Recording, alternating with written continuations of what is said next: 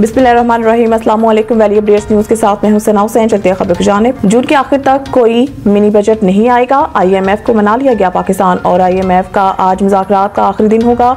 Technical session के बाद policy सतह के मुज़ाकरात भी आज मुकम्मल हो जाएंगे। ज़राए के मुताबिक IMF वफ्द के वज़ीर ख़ज़ाना से मुलाकात शेड्यूल है, जबकि वज़ीर ख़ज़ाना की तरफ से वफ्द के एजाज़ में इफ्तार डिनर पर भी मुलाकात होगी। मुज़ाकरात मुकम्मल होने पर वफ्द अपनी जायजा रिपोर्ट मुरतब करेगा, जिसके बाद एग्जीक्यूटिव बोर्ड $1 अरब की अगली किस्त जारी करने का फैसला करेगा। बजट अहदाफ और मौजूदा माली साल का जायजा आज भी लिया जाएगा, जबकि टैक्स शॉर्टफॉल और नए टैक्स अहदाफ के असूल पर ब्रीफिंग दी जाएगी। दोनों तरफ से इब्तदाई तजावीज़ को आज हतमी शक्ल दी जाएगी और मुज़ाकरात के बाद वफ्द वापस रवाना हो जाएगा। पाकिस्तान ने IMF के साथ सीर हासिल मुज़ाकरात किए।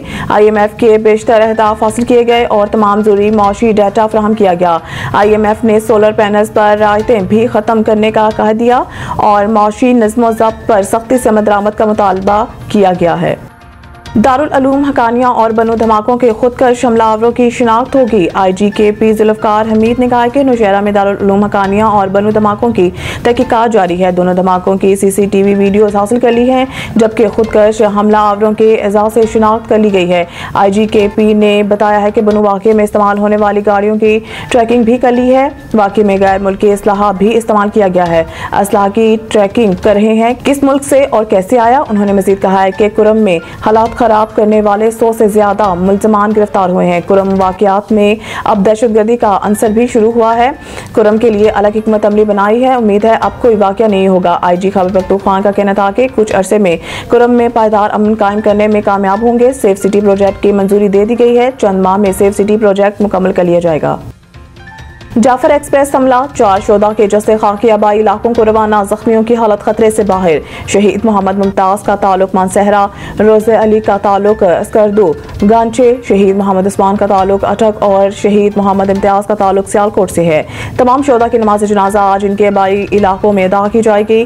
जब हक होने वाले 25 अफराद में से 2 रेलवे पुलिस एहलकारों की नमाज जनाजा कोयटा में अदा की गई। इसके अलावा जाफर एक्सप्रेस हमले के 29 जख्मी कोयटा के अस्पतालों में जेर इलाज हैं, जिनमें से 16 जख्मी CMH कोयटा और 13 जख्मी सिविल अस्पताल के ट्रॉमा सेंटर मुंतकिल किए गए हैं, जहां जख्मियों की हालत खतरे से बाहर बताई गई है।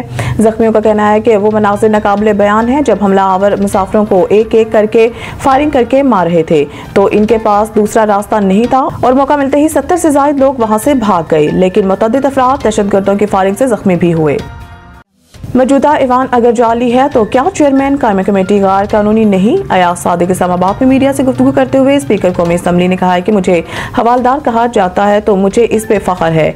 2 तरह के हवालदार होते हैं, एक चोर पकड़ता है और दूसरा शहीद होता है। उन्होंने कहा कि उमर अयूब ने इल्जाम लगाया कि इन्हें बात करने की इजाजत नहीं दी जाती। ये बात कहकर उन्होंने 1.25 घंटे तकरीर की। क्या ये खुला तजाद नहीं? फिर इनका इल्जाम है कि इनके सवाल नहीं लिए जाते। मैं इस हवाले से रिकॉर्ड पेश कर सकता हूँ, वो ईवान में नहीं आते, इनके तो जदला नोटिस ड्रॉप हो जाते हैं। अयाज सादिक ने कहा है कि अब मैं रूल्स के मुताबिक काम करूंगा। 2 हुकूमती अरकान के बाद एक अपोजिशन रुकन को बोलने की इजाजत दूंगा। ताली 2 हाथों से बजती है। जब आप हाउस में होंगे ही नहीं और एहतजाज करते रहेंगे तो आपको मौका कम ही मिलेगा। उन्होंने कहा है कि अब मैं इनके कायम करदा रवायात की भी देखूंगा और इस पे चलेंगे। जिस तरह ये प्रोडक्शन ऑर्डर जारी करते थे या सब जेल बनाते थे, इसी को दोहराएंगे। मज़ीद न्यूज़ अपडेट के लिए देखते रहिए वैली अपडेट्स न्यूज़।